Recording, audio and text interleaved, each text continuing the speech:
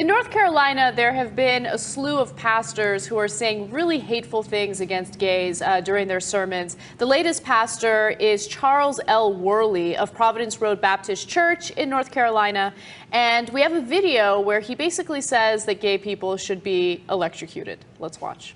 The Bible's against it, God's against it, I'm against it, and if you've got any sense, you're against it. Again it. I figured a way out, a way to get rid of all the lesbians and queers, but I couldn't get it past the Congress.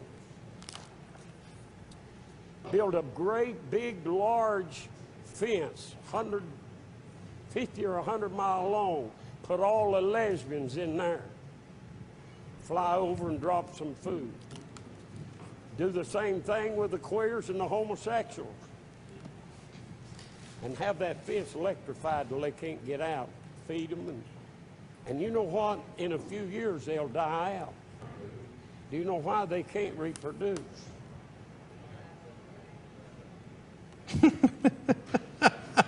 If a man ever has a young'un, praise God, he'll be the first one. I love that, okay? For so many reasons. Again it. And here again, it took me like some time to figure out what the hell he was saying. Mm-hmm. And then you take the queers and the homosexuals, you put them over there. Look, lesbians would also be homosexuals. Okay. And besides which, what difference would it make if you put the gay guys and the lesbians together? They're not going to have sex with one another. I bet he didn't think of that. If he had, he would have been like, because this guy thinks he's a genius. He's like, you know, because they don't reproduce, get it? But by the way, I'm against it. Yeah, that guy is a clown. He doesn't make sense at all. But like, as I was watching that, the entire time I was wondering to myself, is he just ignorant and hateful, or is he gay? Right? That's a great question. Because it's one of two things, or both. No, I got the sense that gays, he against it. We actually have another video of it, so let's go to the rest of his sermon and hear what he has to say. I tell you right now, somebody said, who you going to vote for? I ain't going to vote for a baby killer and a homosexual lover.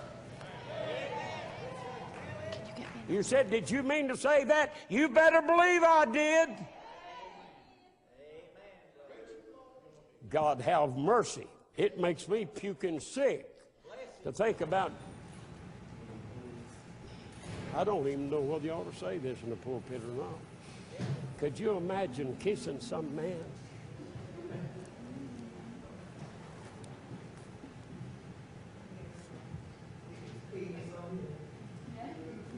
God, I love you, fella.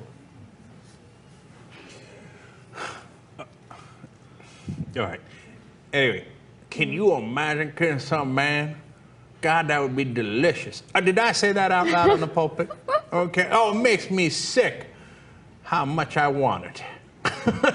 Look, 9 out of 10 times these guys who are so anti-gay turn out to be gay. So that's part of the reason that Anna's saying what she said. But I don't know if that's the case in this case. I do know that he is incredibly ignorant and hateful. But is he not merciful? He actually wanted to drop food into the electrified, fenced-in areas. So it's not the Hunger Games. Don't worry.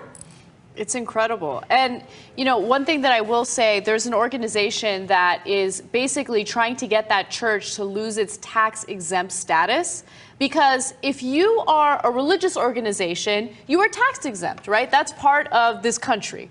And if you are using your tax exempt status to say that you want to vote Obama out of office, or you're telling your people that you don't want them to vote for Democrats, well, all of a sudden you're a political organization, and that is not tax exempt. That guy shouldn't have a tax exempt status at all. In fact, I'm against it.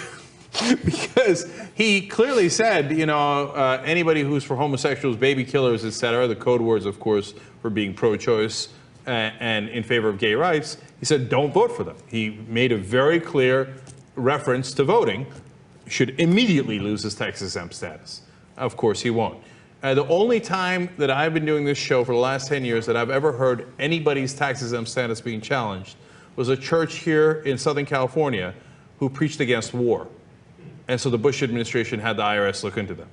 Now, but a church They didn't say which way to vote. They didn't say vote for this politician or that politician or this party or that party. All they said was Jesus Christ is not for war, which is in the Bible, which is an indisputable fact, right?